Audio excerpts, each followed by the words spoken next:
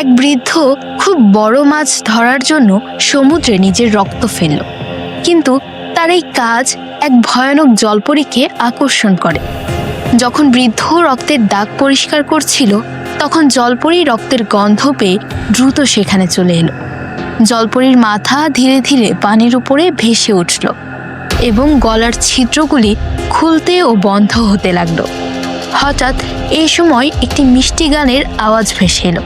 বৃদ্ধ দেখল একটি জলপরী সেখানে দাঁড়িয়ে আছে এবং সুন্দর গান গাইছে, কিন্তু বৃদ্ধ জানতো না যে এই গান একটি ভয়ানক অভিশাপ, যে এই গান শুনবে তার মন জাদুতে আটকে যাবে। জলপরী গানের প্রভাবে বৃদ্ধের চোখ ধীরে ধীরে নিস্তেজ হয়ে গেল। সে জলপরীর তীক্ষ্ণ চোখের দিকে তাকিয়ে থাকলো এবং মনে হলো যেন একটি অদৃশ্য শক্তি তাকে টানছে। বৃদ্ধ নিজেকে সামলাতে পারল না এবং জলপরীর দিকে এগিয়ে গেল এবং হাত বাড়িয়ে দিল। জলপরী কোনো কথা না বলেই বৃদ্ধকে টেনে নিয়ে যেতে চাইল, যাতে তাকে খাদ্য হিসেবে ব্যবহার করতে পারে। কিন্তু কিছু বোঝার আগেই সে বৃদ্ধ জলপরীর গলায় একটি তীক্ষ্ণ ছুরি বসিয়ে দিল। জলপরী হতবাক হয়ে গেল।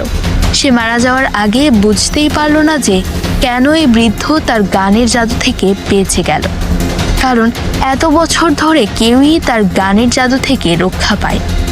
এরপর বৃদ্ধ দ্রুত জলপরীকে টেনে নৌকায় তুলল এবং একটি লাঠি দিয়ে আঘাত করে তাকে মেরে ফেলল।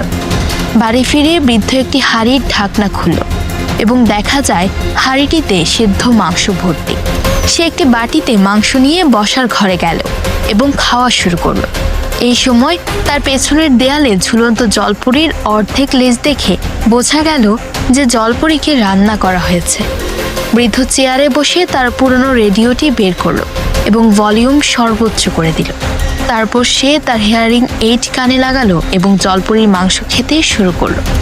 অর্থাৎ জলপরী কখনোই বুঝতে পারেনি যে এই বৃদ্ধ আসলে বধির, কানে শোনে না, আর এই কারণেই সে জলপরীর গানের জাদু থেকে রক্ষা পেয়েছিল। জলপরী কখনোই ভাবেনি যে এই বৃদ্ধের হাতে তাকে এইভাবে মৃত্যুবরণ করতে হবে।